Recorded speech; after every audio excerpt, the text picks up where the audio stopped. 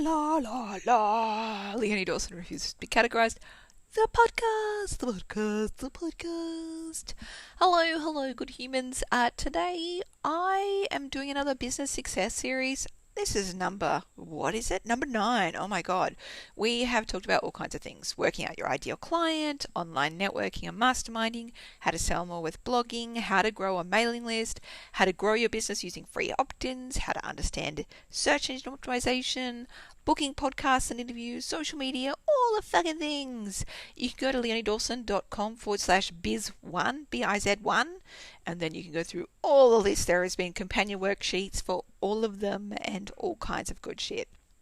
So today I'm going to be talking about Facebook advertising and how to use it in your business. Now, as you know, full transparency, I don't use Facebook ads. I've done them at various times over the years. Last year, I did a fairly intensive experiment with them.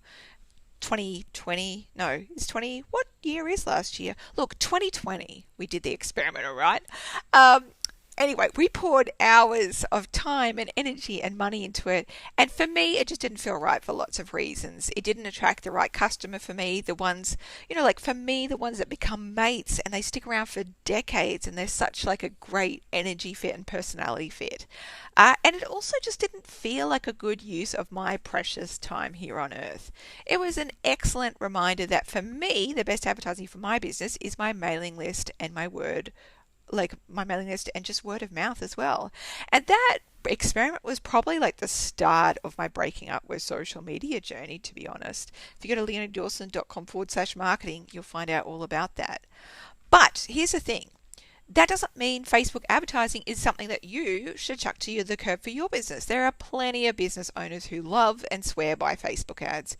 If you're a fan of social media or it's one of your main marketing tools, then keep on listening. I'm going to be telling you everything I learned from doing Facebook ads in my business. So, here's some hot tips, right off the plate. Just as with every advertising method, Facebook ads is a science unto itself. The more you learn, the better you get at it. And you really do need to dedicate yourself to learning how it works and how you can continue making them very profitable for your business. Now, here's the thing with Facebook ads. Facebook ads get old really quickly. So when you advertise elsewhere, you can use the same image and copy for months or even years with it still converting well. Facebook ads, however, need to be refreshed and tested on an almost daily basis. Anything older than 3 days often doesn't convert as well. So you do need to allocate quite a bit of time to Facebook ads if you decide to pursue it. Split testing is really the name of the game in Facebook. You want to use different ads for the same thing at the same time to see what converts better. It's really useful to create a library of images that you can start using in ads to see which one converts better. You can also test if borders convert more, consider testing the thickness of borders, colors of borders, test whether faces work better, photos of your item, or just go wildly creative with the image. It's really about what draws the eye and the eye of your target market. And you want to really take some time to brainstorm as many titles and sales copy as you can and keep that in mind for your target audience when it comes to split testing. Facebook ads is less intuitive advertising and more about scientific advertising and testing everything. And you also absolutely really want to make sure that you keep track of your visits and sales from Facebook. You want to create a separate sales page that is just for Facebook ads to point to, so you can track exactly how many visits and sales you're getting from that page. And of course, you want to make sure you're using a Facebook pixel installed on your website. And if you're using a platform like Kajabi, it's got to be integrated with that too.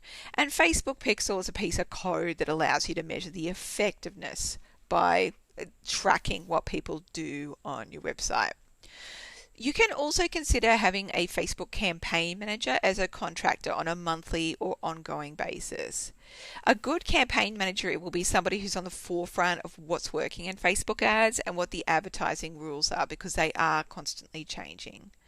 A campaign manager can also be really useful during a launch period when you're doing active promotion for something with a deadline, but they are an investment. They can cost a lot of money. So this is when it's particularly useful to track your visits and sales, and you really want to make sure that you already know that you can make money with Facebook ads before you add a Facebook ad campaign manager in there, because they're not just going to automatically make people buy your product.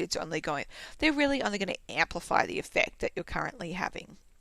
You can also train somebody on your team to be your in-house Facebook ad campaign manager. You can kit them with educational materials, get them to stay abreast of the latest ad developments, and set up a system for them to be testing ads regularly for you at least once a week. A good click-through rate, like how many people click on your ad, is also called CTR. And so a good CTR to work towards is, a minimum of 0.05%, but best to have at least 0.1% and above. And consider having ads targeted for people who've already liked your page to get them onto your mailing list as well, because once you're on your mailing list, you can really sell. And people who are on your mailing list are 40 times more likely to buy from you than somebody who has just, pressed like on one of your social media platforms. You can also use content from your sales page to come up with different ads.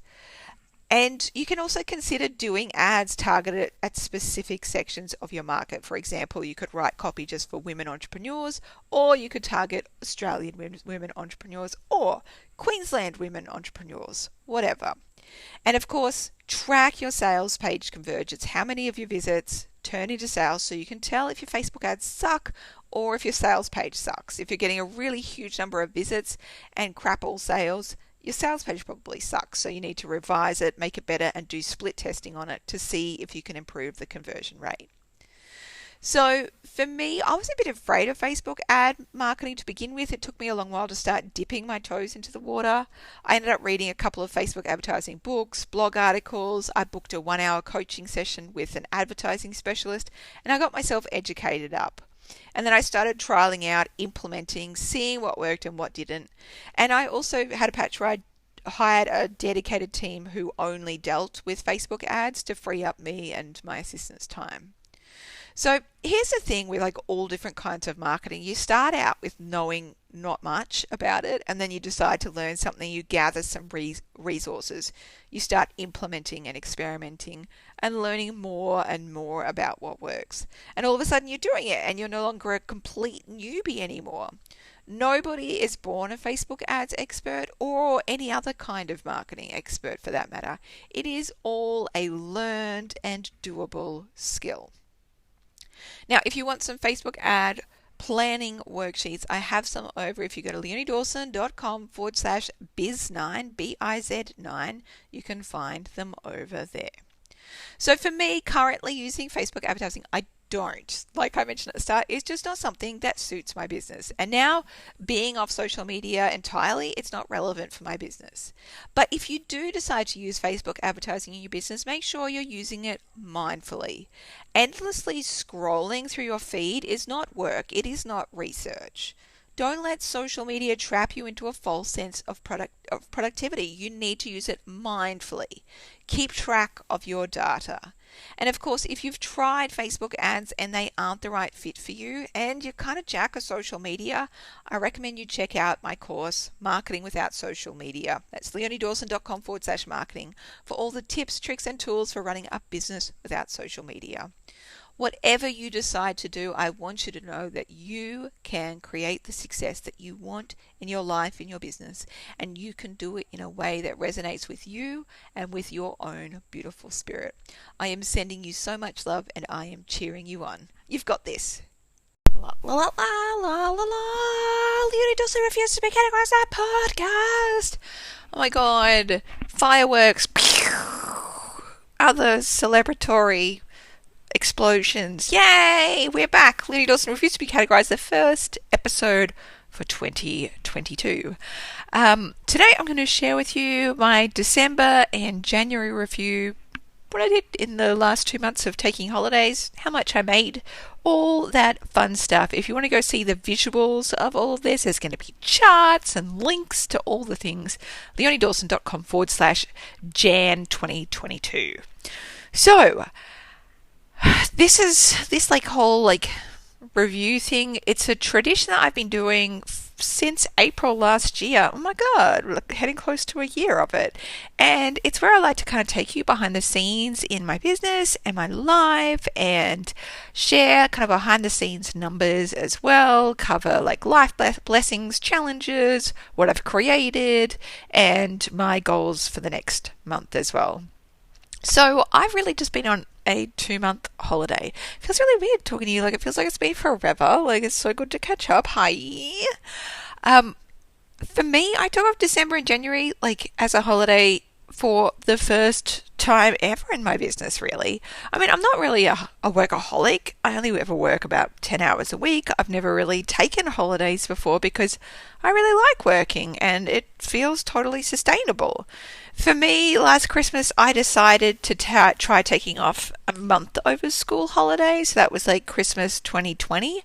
And I thought I'd take a month off as an experiment, and I had a bonza time. I also thought I had a lot more clarity around my business from taking that time out. So I thought for this Christmas, I would take 2 months off and see what that was like. Spoiler alert, I loved it. Now, if you're wondering like how I prepped my business so I could holiday for 2 months. So I've got 2 part-time assistants. Together they work about 25 hours a week. They mostly worked through December and January. They usually have holidays at other times. One of them had holidays during part of it. It's totally fine because I've got the 2 of them. They can switch tasks together, which is cool.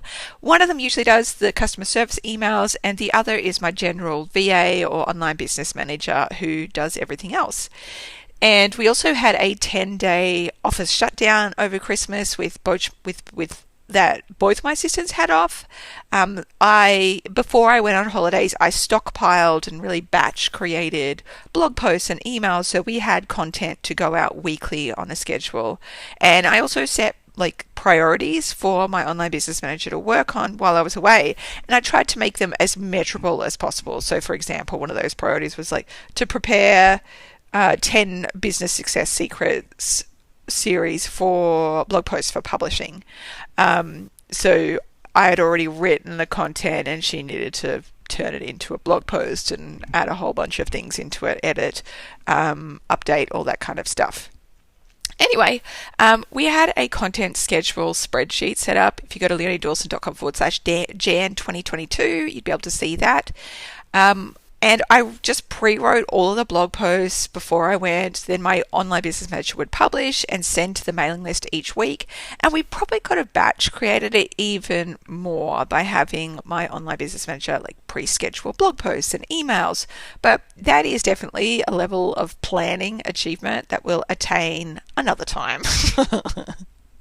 Alright, so that's how I prep for going on holidays. In terms of how my holidays went, holidays were bloody wonderful. We ended up going on 2 holidays where we left the house, which is totally unheard of in our kind of homebody world.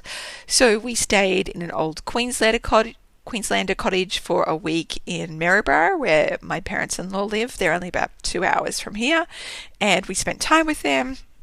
We went to a wildlife park. We wandered around the beautiful parks and gardens they have there, marveled at the old historic architecture. It's like, I like to joke with Maryborough that you just don't really think much of it. I didn't really think much of it. I just thought it was like another like regional town in Queensland. But then you go into it and you're like, oh, holy shit, this is stunning because it's this old historic town with a lot of really beautiful architecture. And so my joke is always like, it is not the shithole that you think it will be. And I say this as a born and bred Queenslander. I've got to own it, Anyway, it was it was just gorgeous. I love it. I love that old, like the old architecture. It's where the author of Mary Poppins was born, and they have a museum there, actually where she was born, in the same building where she was born, and you can walk into the room where she was born 100 years ago. It's just bizarre, and beautiful, and really well done. So anyway, I loved having that time in Maryborough. It was also fucking god awful hot, and the cottage didn't have any air conditioning, but we still enjoyed ourselves thoroughly. And then a month later, we went and stayed in Harpy Bay, which is about 2.5 hours from here. It's close to Maryborough, but on the coast. And we stayed at an Airbnb with a pool, and it was only 2 blocks from the beach, and it was the best. The kids spent most of the day giggling in the pool. We all went swimming together as a family. We raced barefoot after ice cream trucks. We peered in rock pools. We fed a huge sea turtle. We had a quintessential summer beach holiday. It made our hearts so happy. Oh, we fed, like, the sea turtle was we didn't just like go up to a wild sea turtle and force feed him or anything. We fed lettuce to one that had been rescued at this place. Anyway, it was really cool. I've never done that before. Anyway, I think I'm actually really good at holidaying. I think I could actually get addicted to this. So that's really fucking nice. We also had some great visitors. My wild bushman dad came to stay for a week over Christmas as usual. The girls love doing their annual build a gingerbread house with granddad tradition. We didn't really do much touristy stuff because COVID cases were skyrocketing at that time and it felt very uncertain, unsure, but it was still really good to spend time with my Papa Bear. And I also got to spend some time with my high school best friend, Dan.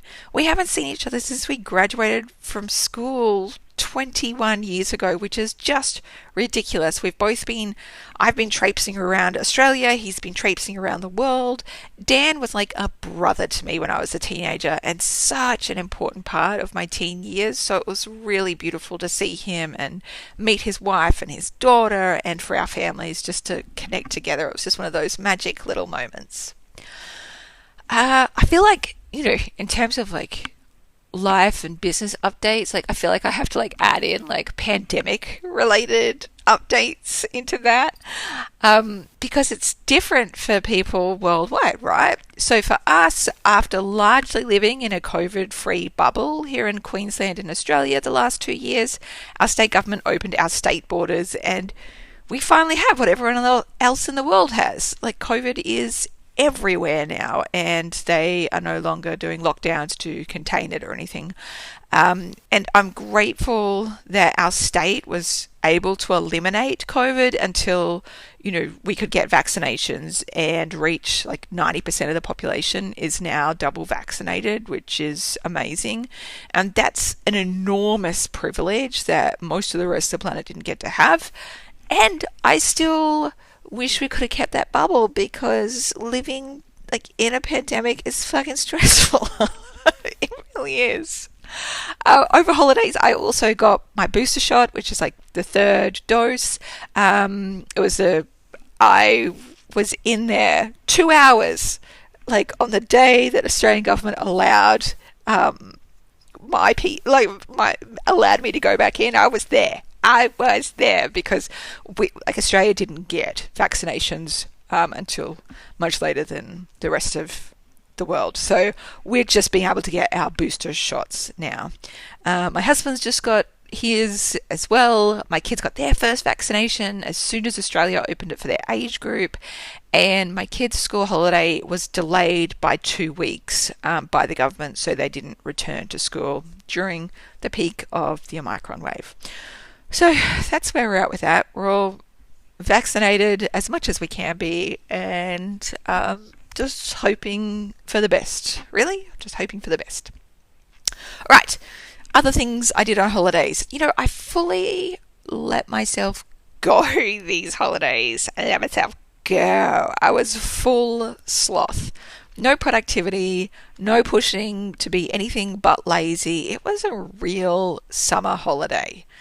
I got addicted to an app called Pocket Styler, which is this like fashion styling app. And you know me, fashion is usually not my jam, but it definitely is my eldest kids. So we did it together and it was bloody fun. I also played, and I'm shit you not, I played 800 levels of another stupid game called Water Sort Puzzle. I just had to move colours around. I don't know.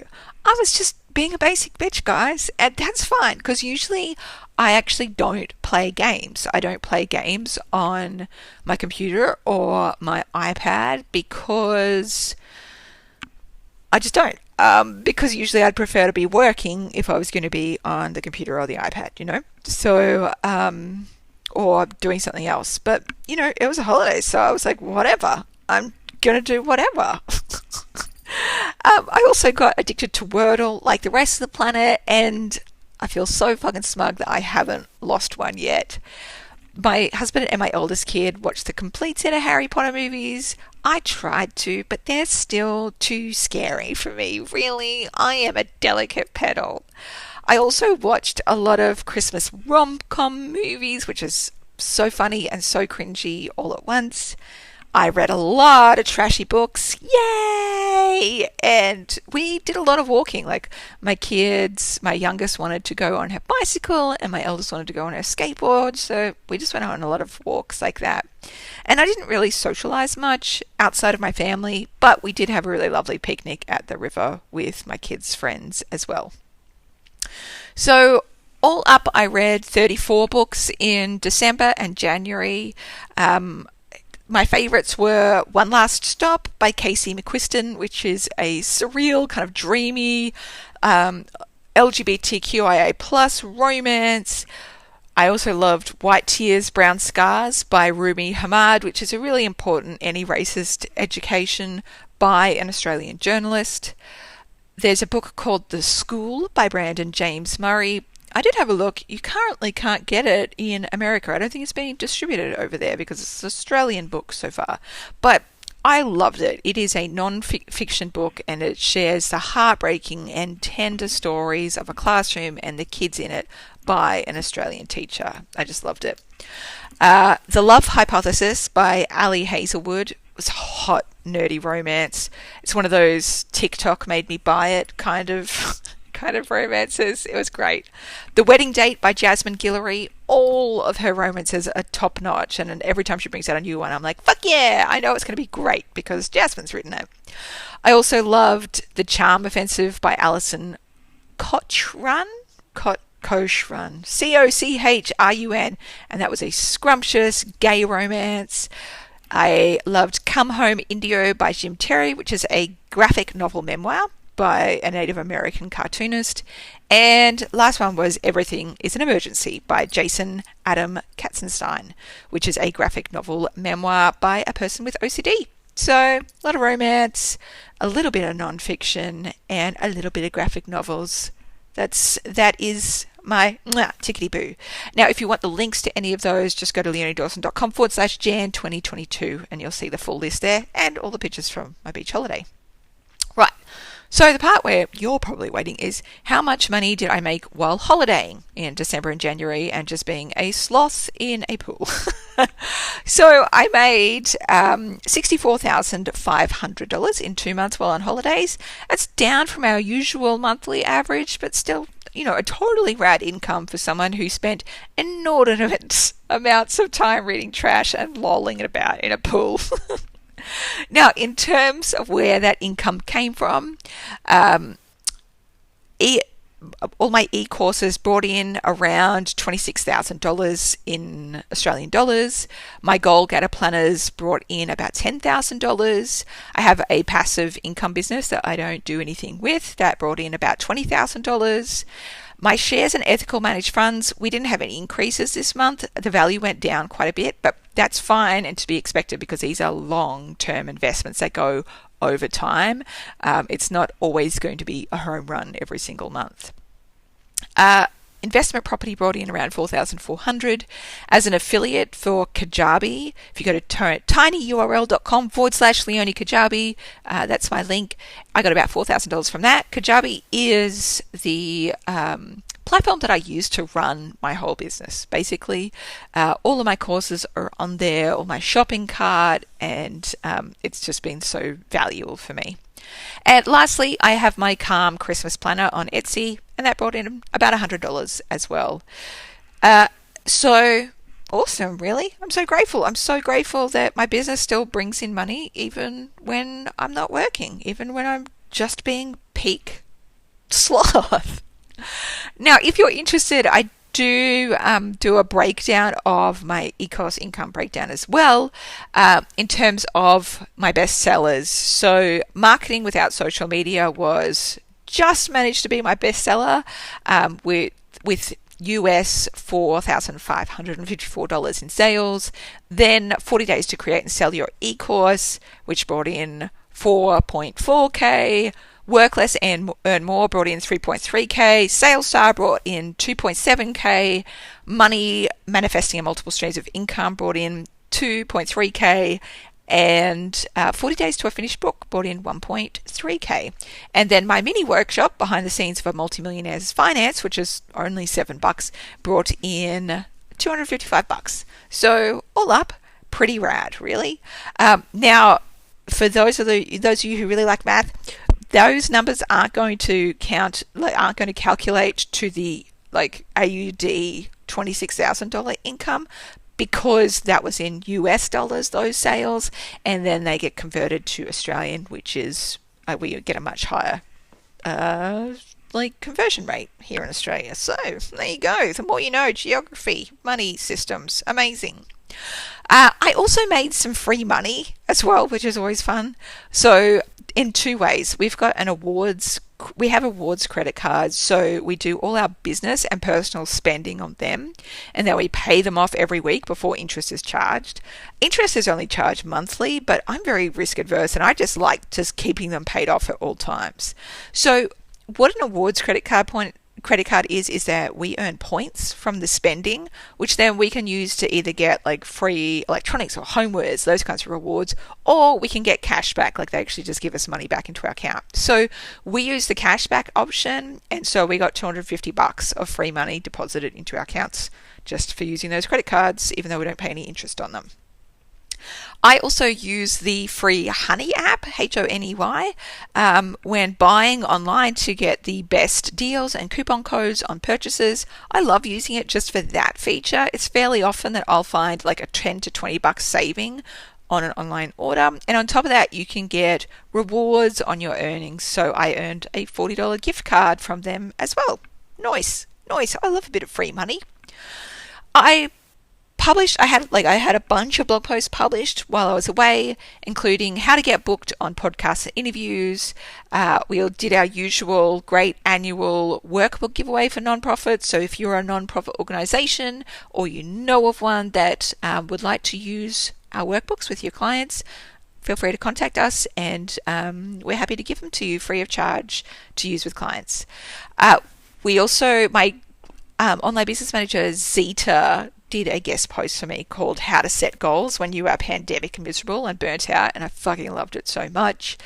I also did my 2021 business review and how much I earned, my favorite books of 2021, and I also did my November business and life review. So if you go to leoniedawson.com/blog, you can catch up on all of that. And I was also interviewed on the Follow Your Curiosity podcast and 50 Shades of Gender podcast.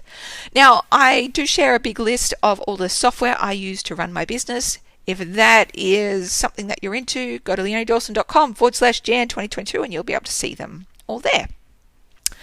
Now, my goals for February. I think life-wise, I just want to settle back into my work routine and get my kids settled back into school, start weekly Pilates again, and then have tea and cake at my favorite cafe afterwards. Because that's a really important part of the workout routine. I want to finish doing my Goal Getter Life workbook planning for the year, because I've been doing them for, I think this is my 12th year. I wrote them for myself really to help me set goals for every single area of my life and business. And they've just been such an integral part of my year and makes a huge difference to what I get done. And so, even though nearly 500,000 people have now used them, mostly I'm grateful that I made them just for me. I'm super grateful that you guys love them too, yay, but they're my jam. Like they're so important to me. Anyway, I didn't do them over January, which I usually do, because I was busy being a fucking water sloth, guys. And so I'm going to get that done because it will help me feel so much more aligned. And I need to do a couple like life admin things. I need to maybe start having a look at high schools for my eldest daughter and start looking at school tours. We've got to get our investment house organized and yeah, crack on really. And in terms of business, I want to do my Goal Getter business workbook planning for the year, do a live round launch of a course. So I'll let you guys know about that ASAP. I also want to complete another like project 10%. I've talked about these before, but where we try and improve the results in our business by 10%. This one will be on Pinterest because it's a really useful search engine. Like I don't think Pinterest is a social media. I think it's more of a search engine, and it can bring in quite a bit of traffic. Mostly I just want to get back into the swing of creating again and decide on what I want to do next. Anyway, it is a joy to be back. I think I might have to do a like entrepreneur and car talking shit episode, so that we can just absolutely hash out everything and more. But this is just a nice way to say like, hi, I'm back. I hope you've had, a great time over like this last period of time. And if you haven't, I totally get it as well. Like, fuck me. But I'm glad that we get to share this journey together. And I'm glad that you're here. And thanks for being with me. All right. Big hugs. Bye.